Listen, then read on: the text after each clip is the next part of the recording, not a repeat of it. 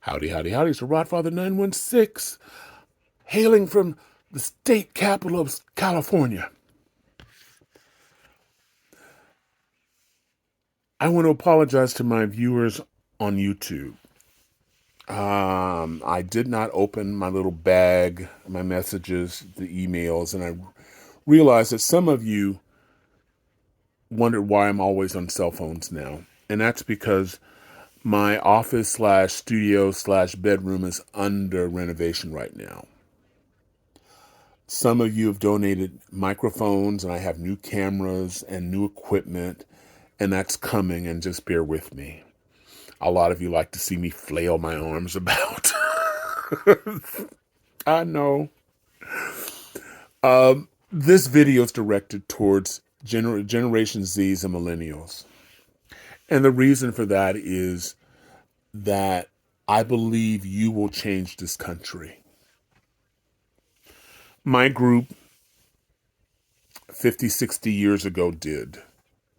I'm a baby boomer.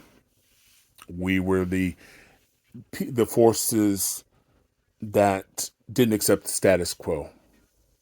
We questioned authority, thorn in the side of politicians. But we changed the world. During my time on the planet, people of color got their civil rights. They were able to vote, able to go to different schools. There was a form of affirmative action. There were women's rights, gays' rights. Groups like the Cesar Chavez was part of my generation. We're farm workers. Got the right to organize. The Black Panthers, who rejected the violence that was put upon black people and opened up schools for black people and made sure that kids of any color, if they were hungry, they got fed. This is my generation, but my generation now is 50, 60, 70.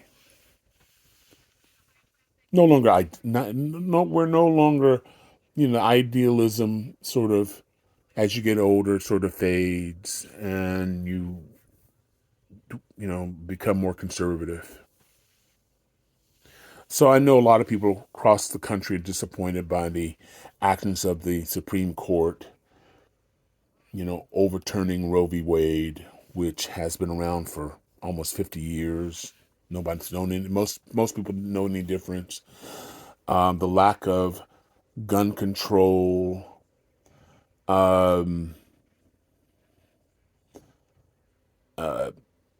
gay rights being threatened. And there's a concern that some of the rights that took place in the 60s and 70s may be overturned. That affects other people of color. The National Rifle Association, the NRA, is a gun lobby representing many gun manufacturers. The largest consumer of these manufacturers are Americans. In many of our countries, our allies, you can't just buy a gun. In fact, I find it hysterical that you hear Americans saying, oh, I don't want to go to Mexico because of those cartels and they have these gun wars and I could get killed. How many reports have you heard Mexicans getting killed in supermarkets, movie theaters, shopping malls? I'm in California. We share a border. Churches. How many churches, Catholic churches, has somebody gone in Mexico? And where do you think Mexico gets their guns from? Come on. So as a result of this lobby, who exists on gun sales by Americans, children are collateral.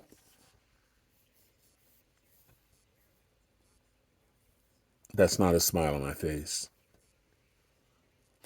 Most Americans want some type of gun control. Doesn't matter if you're Republican, doesn't matter if you're conservative or liberal. Want gun control. But the politicians, mostly Republicans, but you have some Democrats, receive millions of dollars from the gun manufacturers. And they don't want to change in the Supreme Court. Thank you, Clarence Tom and Alito, who took money from conservative billionaires who may want to reshape the country in their image based on their beliefs. Just a guess.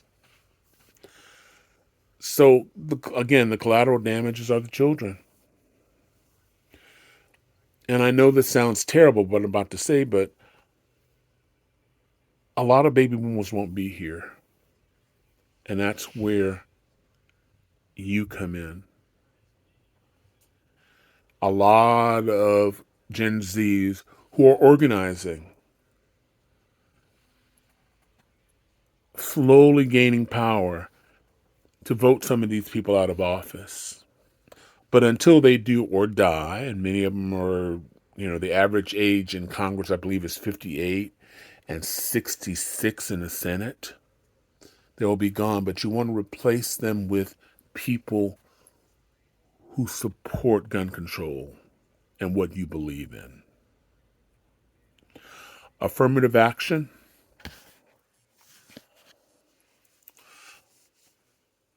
People understand affirmative and why it's needed. I know with image is everything. So if you turn on the TV, you see wealthy black people and successful Hispanics. And I'm sure there are white people and some other groups who say, well, why do we need affirmative action? Look how well they're doing. They're not living in shacks. Nobody's barefoot, and they drive cars that we wish we had. Why do you need affirmative action? The reality is that in 2023, the ground is still not level. Wherever there's anywhere in the country where there is a high school, a public school, where the majority is people of color, and more often than not, they're getting an inferior education. That inferior education prevents them from qualifying from going to college. Now, if you are white, you don't know this. I mean, what's the likelihood of you going to a school in the hood or a school where there are people of color? Going to a Native American school in Oklahoma, or discovering how underfunded schools are in poor areas. You wouldn't know. You wouldn't know, but the politicians know because their parents have apologized. I know. And it's unheard of. There are schools in America in poor areas in the South where there's no air conditioning in the black schools, but there's air conditioning in the white schools. There are areas all over the country where poor schools, the textbooks are missing pages. They don't have the same tool. And if you are white and you say upper middle class, many of you have pulled your kids, particularly since integration, have pulled your kids out of public school and put them in private schools where there are certain advantages that people of color don't have. So again, this is not special rights for anybody's asking for. Just the same rights. The genesis of the black universities where anybody can attend, no matter what color they are, was to help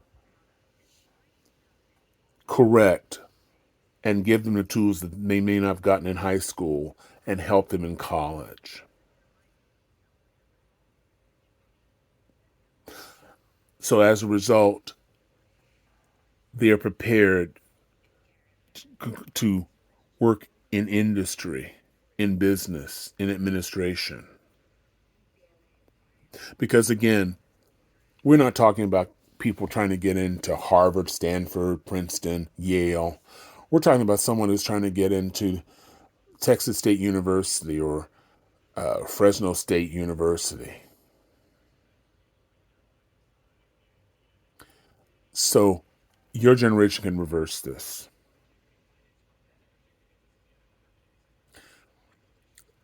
One of the few things that I will agree with Donald Trump, in fact, one of the only things, is when he was running, he said the system is rigged. It is just that. The system is rigged.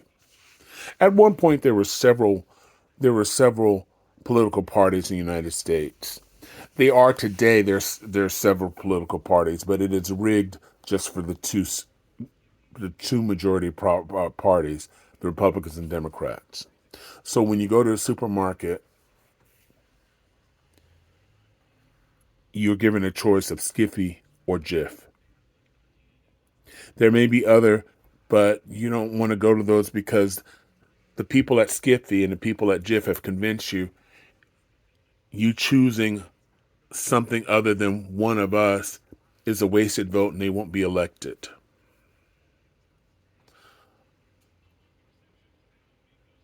That's our system. The system is also, if you are newly elected, say to Congress, your second day there, after after you've gone through, after you've had your punch and cookies, you are told, be quiet. You don't speak. You don't have a voice here. You come when we tell you to come to meetings. You be there on time. You are told you will vote. The things you vote on are things we've told you, instructed you to vote on. You're not to vote anything else. And while you came in with intentions of helping your community, you need the support of your party to make that happen. And so if you go against the grain, your constituents will suffer. Not may suffer, will suffer. And when it comes up to re-election, any PAC money, group money, your share may be very small because you misbehave. This is not only true of the Republicans, but it's true of the Democrats. AOC makes them crazy. I don't think Nancy likes her. She's speaking out of turn. And for those people who've been in office for much longer than she, are probably resentful for all the camera ties because the press seems to like her. She's cute, she's articulate, but she doesn't know her place. And the problems the Democrats have is because they've elected younger people, because they've hired, I keep saying hired, because they've elected a diverse group of people who are unhappy. The next uprising will probably be the Democrats because you have 20, 30, 40 somethings versus the 70 and near death people in the Democratic Party. That's the system. But you can change it. Millennials, register to vote, get involved. What we did back in when I was a baby boomer and idealistic, we got in groups. Whenever a politician was coming in our community, as a group collectively, we were there. And we had 2 speakers. It was agreed on. And we gave them a list of our demands or things we were concerned about. I mean, I remember when Barbara Boxer was first running for Congress, and she met with us, and I was on a group that was anti-nuclear power. I tell you, I was trouble. And she met with us, and she wanted our support, but we were tough on her. There were no There were no softball questions. But that's the system. But again, millennials, if you vote in mass, Gen Zs, some states are scared of y'all already. If you all vote and meet in mass and say, this is what we want, if you don't get it, we're going to support somebody else. So if 200 of you show up at a meeting and two of you show up in the next meeting and 200 of you show up the next meeting, those people in those red states voting in are going to run scared. And trust me, believe it or not, I know this sounds horrible, but they'll try to intimidate you. I've been there.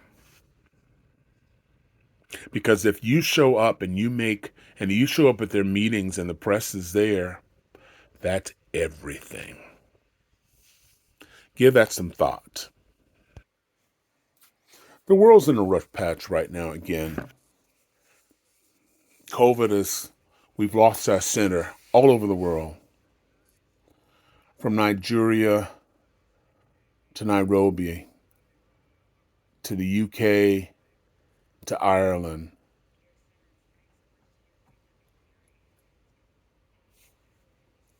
Politics, shaky.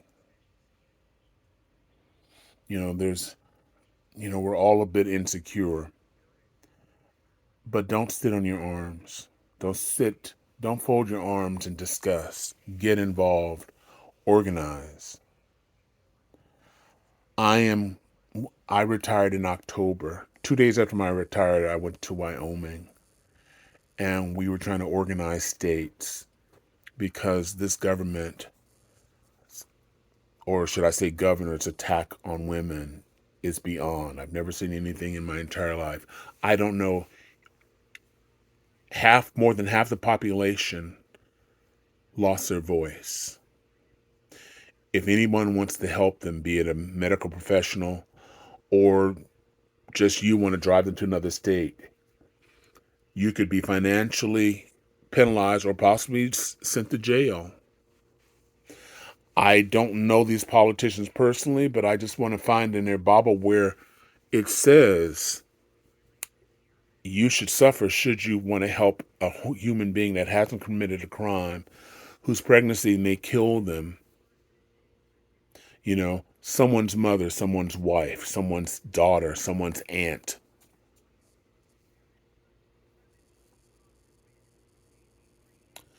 Because of a religious belief. I believe what I believe. No one has to subscribe to what I believe. I don't like smoking. Can't imagine dating a smoker. Do I want to take their cigarettes away? No. Their ability to smoke. A lot of things I disagree with. As long as you're not hurting someone else. That's just my opinion. And I'll have to live with that.